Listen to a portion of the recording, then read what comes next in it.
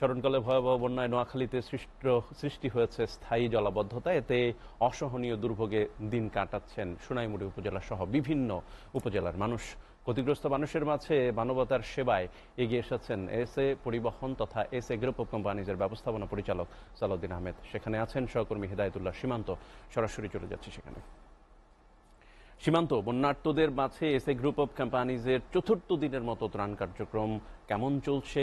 সাধারণ মানুষ এই যে ত্রাণ, সেটিতে কতটুকু উপকৃত হয়েছে? সপ্তাহব্যাপী কার্যক্রম কি অবস্থায় আছে এখন জানাবেন।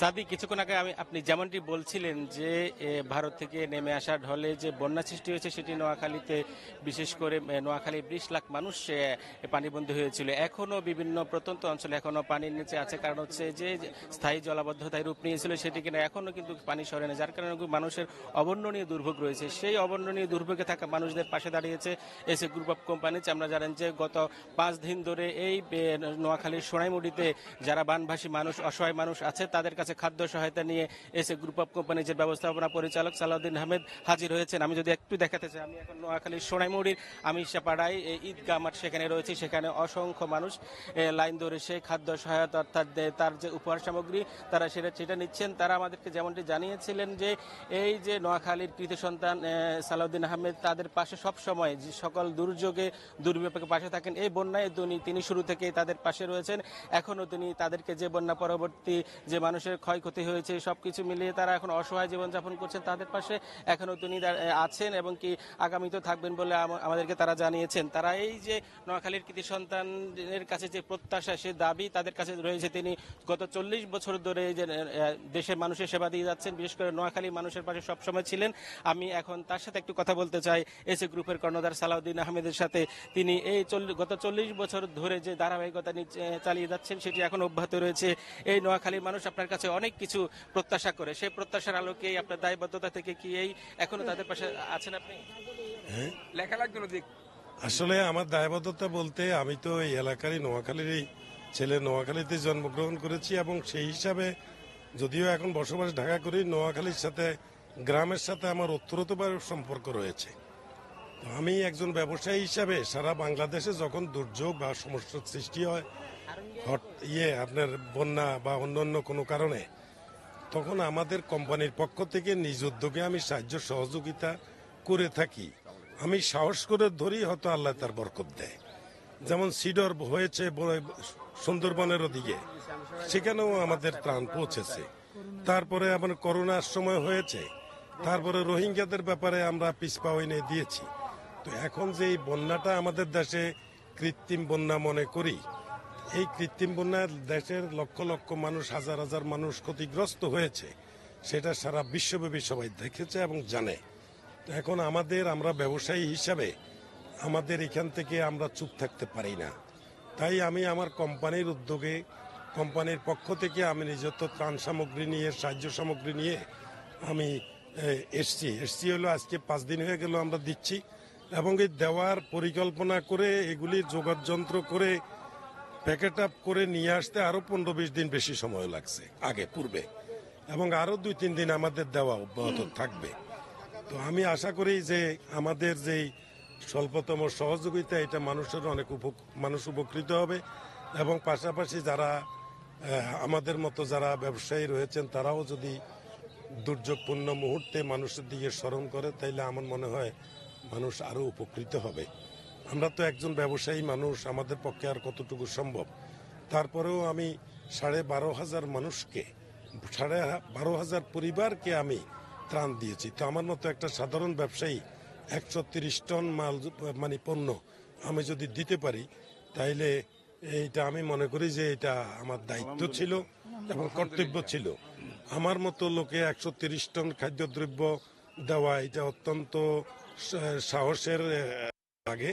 তবে আমার অত টাকা করেই নাই, তারপরেও ইনশাল্লাহ আমি সাহস করে ধরেছি এবং সেটা সাকসেসফুল হয়ে যাচ্ছে।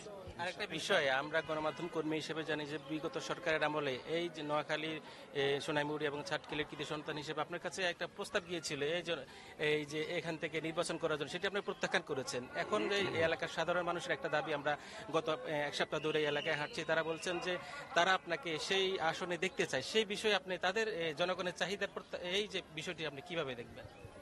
আসলে দেখেন, আমি একজন ব্যবসায়ী মানুষ।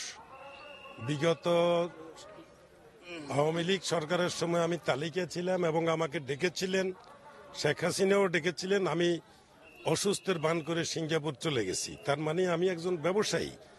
এবং বিজিএফআই এনএসএর থেকে আসছে, আইসা বলছে যে কেন করবেন না। আমি বলি না, আমি ব্যবসায়ী। আপনার মতো ব্যবসায়ীরা করে, আপনি কেন না? তখন আমি বললাম যে আমি ওনাদের মতো বড় ব্যবসায়ী না যে আমি রাজনীতি করব। তো আসলে আমি রাজনীতি করি না। তবে একটা কথা বলা আবশ্যক যে আমি পল্লী বন্ধু, যে নাকি সারা দেশকে উন্নয়নের একটা রূপরেখা সৃষ্টি করেছিল, পল্লী বন্ধু হোসেন মোহাম্মদ এরশাদ, আমি তার অনুসারী, তার ভক্ত। তাই বলে আমি ওনার দলে, ওনারা যেভাবেই দেখ, আমি কিন্তু দল করি না, আমি রাজনীতির ঊর্ধ্বে। আমি একজন ব্যবসায়ী মানুষ। তবে আমাদের দেশে ইতিপূর্বে গত 4 টার্মে যে ভোট হয়েছে, এটা হলো লোক দেখানো ভোট। আসলে দিনের ভোট, রাত্রের ভোট, মানে এরকম যে অসহনীয় একটা পরিস্থিতি ছিল, এটাকে আমরা ঘৃণা ভরে প্রত্যাখ্যান করি। হ্যাঁ, এটা কোনো মানুষের বা গণতান্ত্রিক পর্যায়ে এটা হতে পারে না। তবে এখন যেটা বলছেন, আমি ব্যবসায়ী, আমি আমার ব্যবসা বাণিজ্য নিয়েই থাকবো, এটাই আমি আশা করছি। আমি লোভ লালসার ঊর্ধ্বে। আমি ওই যে এমপি হব বা মন্ত্রী হব, আমি এই ধরনের লোভ লালসার ঊর্ধ্বে। যদি কোনো সময় সুযোগ হয়, নিজের উদ্যোগে আমি রাষ্ট্র পরিচালনা করার জন্য সহযোগিতা করব এবং করতেও পারি। ইদানিংকালে আমি দেখছি আমাদের অন্তর্বর্তীকালীন সরকারের যারা করছেন, আমি ওনাদেরকে ধন্যবাদ জানাই। তবে ওনারা কতটুকু সাকসেসফুল হবেন, এটা নিয়ে আমার সন্দেহ রয়েছে। কেন সন্দেহ রয়েছে? সেই দুর্বৃত্ত আপনার শেখ হাসিনা একলা দুর্বৃত্ত ছিল না, তার অনুসারী ছিল, হাইব্রিড ছিল। সেই হাইব্রিড দুর্বৃত্ত অনুসারীরা সেই মতো এখনো আছে। তো তাদেরকে দিয়ে আপনারা কতটুকু রিফর্ম করতে পারবে, এটা নিয়ে আমি সন্দিহান। তবে আমি আশা করি ওনারা আস্তে আস্তে কেটে উঠুক। যদি দেশের মানুষকে 16 কোটি 17 কোটি মানুষকে যদি ভালোবাসে, এবং এই যে গণজোয়ার এবং গণমানুষের আত্মাহুতি, এটাকে মাথায় রাখতে হবে।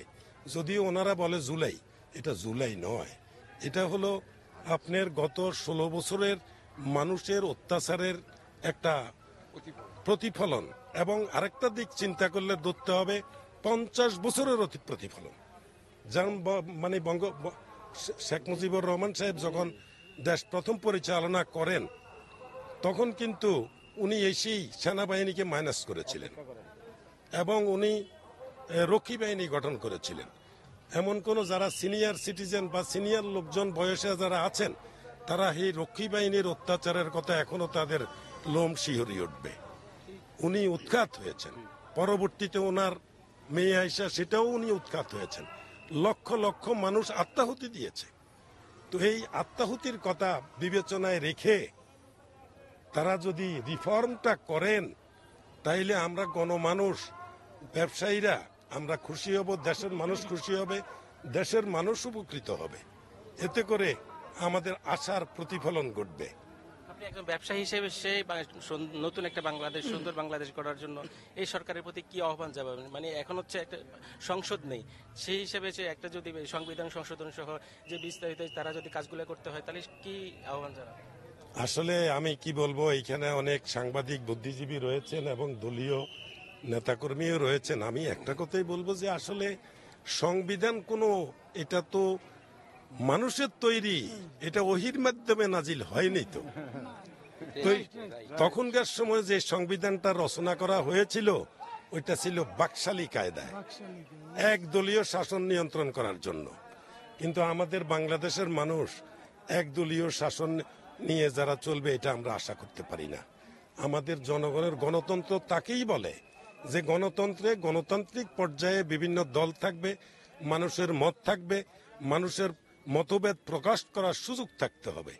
তবে আমাদের ডক্টর ইউনূস সাহেব, আমাদের চিফ অ্যাডভাইজার, তিনি বলেছেন যে আপনারা আলোচনা করতে পারেন, নাইলে তো আমরা এতগুলি কথা বলার সাহস ছিল না। যে আমরা অতীতে, আমি ব্যবসায়ী হিসাবে আমরা সব জানতাম, বুঝতাম, দেখতাম, কিন্তু প্রকাশ করতে পারি নাই। আজকে উনি অভয় দেওয়ার পরে আমরা মুখ খুলে বলতে বাধ্য হচ্ছি। কাজেই এটাকে বিবেচনায় রেখে যদি ওনারা রিফর্মটা যদি ওইভাবে তৈরি করেন, নতুন ভাবে সংবিধান লেখে, মানে এক পেশে না করে সংবিধান লেখে যদি করেন, এটা দেশ এবং জাতির উপকৃত হবে।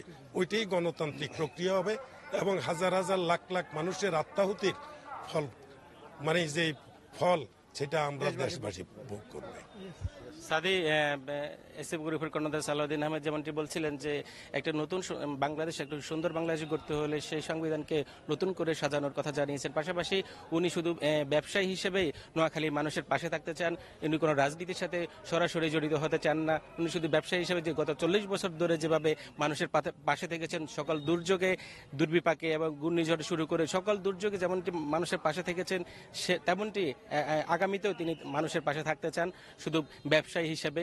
যদিও এখানকার স্থানীয় মানুষদের দাবি যে এরকম একজন সৎ, একজন দক্ষ এবং কি জনদরদী এবং মানবতার ফেরিওয়ালার মতো একজন লোককে তারা সংসদ সদস্য হিসেবে দেখতে চান। তাদের দাবি হয়তো তিনি ভবিষ্যতে দেখতে পারেন।